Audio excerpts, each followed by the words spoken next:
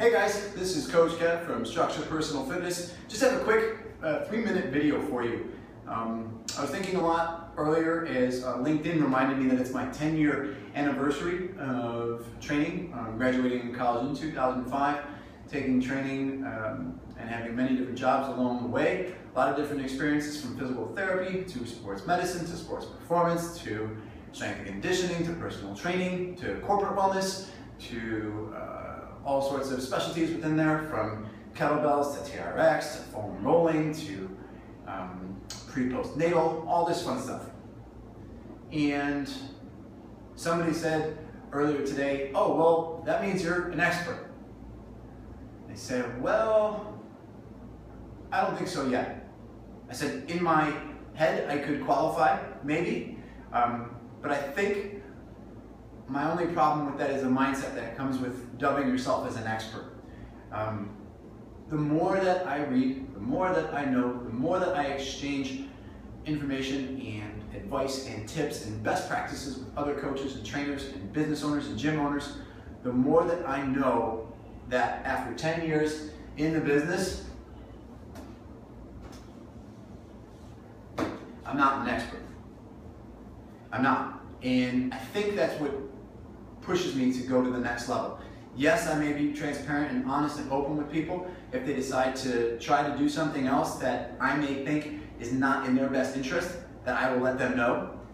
For instance, if someone says, well, I'm going to try training at another gym, I can say, great, good luck. I wish you the best of luck, and I'm very happy that you're continuing your training, because that's actually what our overall goal is. If we're trying to change this overall tide of obesity that swept the country, 76% are obese or overweight, then we need to focus on the people that need the most help.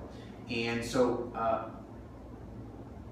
being honest, open, and transparent with people, telling them sometimes the dirty truth, the hard truth about what they need to, maybe not what they need to hear, but what they need to implement is part of the goal. And so overall, I guess somebody called me an expert earlier. It really made me think, am I an expert, or have I just seen a lot? Have I just experienced a lot? Have I told people not to stretch lower backs and then they hurt their back? Have I told people when they do stretch their lower back? Have I told people to watch out for certain ranges of motion on an exercise because they haven't earned it, and they go ahead and do it and they hurt themselves?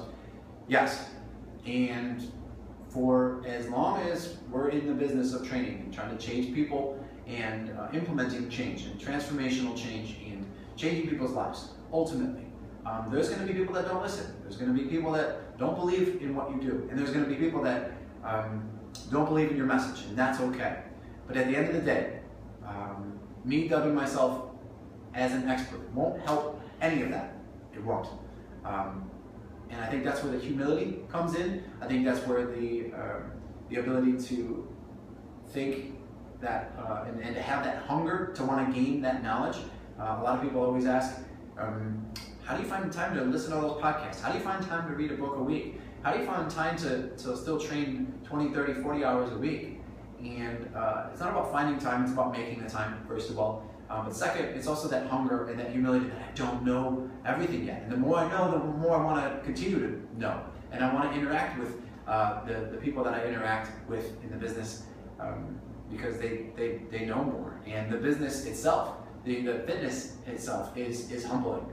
If you don't practice fitness, you will not be as fit. If you don't practice the art of customer relationships and satisfaction, then you will not satisfy customers. If you don't stay up at the times, then yeah, Tracy Anderson does look like an expert. But overall, the whole message of not being an expert for me is more to present myself as someone that's always learning, always growing, always willing to put himself out there, and willing to technically be vulnerable. I'm willing to try an exercise or a workout program and to potentially, for instance, I run 2 half marathons this year. Was I in the best shape to do those? Absolutely not. But sometimes we have to be able to translate our own experiences because they might be what the client is experiencing. How many of you have had clients, or maybe somebody that's had to do something that you weren't fully prepared with and said, well, maybe I shouldn't do it. But maybe doing it taught you something. Maybe running the half marathon for me, while working 80 hours a week, taught me what it's like to have to struggle, and taught me the importance of recovery, so that when our clients who are working 80 hours a week and want to run a half marathon, I can say, you know what, maybe you need to do 2 days of strength training and then 1 day less of running and get that extra massage, because that's going to be more important for you. But I wouldn't be able to experience that for me, and to be able to communicate that to our clients, that's invaluable. So having that experience and understanding that that's what our people are going to go through. I'm not an expert in half marathon training, running, programming, strength training. I'm not, and that's ultimately what continues to drive me, continues to shock me. It's just how much I can still accomplish, just how much I can still learn. Do we want 10 structures? Absolutely. Do we want 100? Absolutely. They're not going to be open tomorrow. And me opening 100 with our staff, me opening 10 with our staff, not going to happen unless I can convince them, in addition to the folks that we have, that we can open 2, that we can be successful with 2 locations. And it's just not going to happen. So the continuous humility, continuous hunger, and I would say the last thing, and I always go this is one of my prerequisites for trainers, for hiring trainers and coaches, hungry, humble, and smart, and being able to make smart decisions. And some of those smart decisions is being able to say that you need to go to bed earlier every night, or being able to say that you're more productive in the morning or in the evening, and that's when you need to do things. And that's part of the learning experience for me as we go into month 29 of owning a New York City brick and mortar business. So overall, just wanted to give that message, pass that message along. A lot of people asking the same question. 10 years in the business, how does it feel?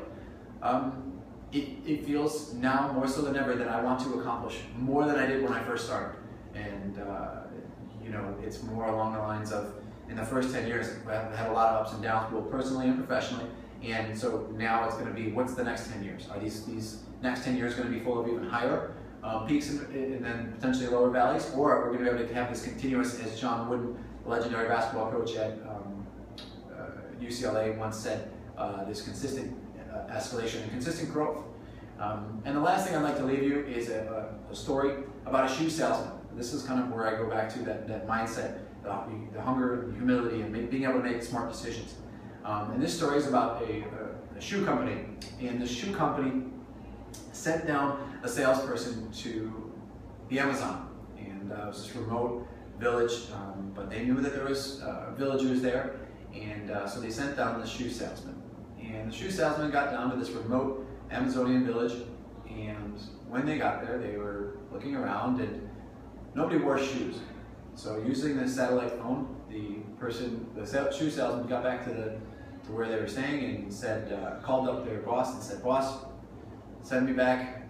Nobody here wears shoes." So he gets on the plane, goes back, and that shoe company doesn't sell any shoes to that Amazonian village. A couple weeks later, another CEO of a company hears about this trip to the Amazonian village and how nobody wears shoes. Sends down a shoe salesman. The shoe salesman calls back the said CEO, and the shoe salesman says, "Boss, you won't believe this. Nobody wears shoes." The CEO says, "So?" He goes, shoe salesman says back, "Send me everything we got." And you just think about that difference in terms of the mindset. Whereas once one person goes down and says, no, there's no opportunity here. Nobody wears shoes. And then the second salesman goes down and says, "Nobody wears shoes. Here's our opportunity. We can sell shoes," right? And it might not be the shoes that you or I would wear, etc. to go along with the story, but it goes along with the fact that I think the best entrepreneurs are able to see opportunity where others are not. And it may be not even predicting ability, but just seeing opportunity where it lies. And I think that's where the fitness industry is headed. If I was able to make a slight prediction and or to base off myself off of the experience, is that the middle, that 80%, it's not even the middle, but the 80% of that bell curve. If you go to the top, there's are those people that are working out, that are going to these locations that want to put half-naked people on their billboards and sell sex. That's fine. Our people are not interested in that. There's people that are completely inactive, and they're probably going to be the tough ones that we're going to have to change long term, and they have the most risk. Those are the people on the lower end of the bell curve. Those are the people that long term they need the most help. But it's the people in the middle, that 80%, those are the people that I'm really concerned with. Those are the people as a business, I think, as a fitness business, I think we can help the most. The people that just need to understand that calories matter, the people that need to understand that resistance training and metabolism matters, and that overall lifestyle changes are better than medicinal changes. And so that's where I see opportunity. I'm not necessarily just shoe salesman going down to the Amazon and calling up my partners and saying, look at this opportunity we have in front of us, send me everything we got. But I do believe in the power of culture, the power of community, and the more that I grow, the more that I learn, the more I want to continue to learn, number one. Number two, the more I want to continuously remind myself of how much we have left to do in this world in order to leave a legacy via structure, via our training, of which that we are proud of, and that our kids are proud of, and our team is proud of. So just a quick video for you. Sorry this wasn't 3 minutes. I found a story within my head and wanted to share it with you. So have a great Friday and enjoy your weekend.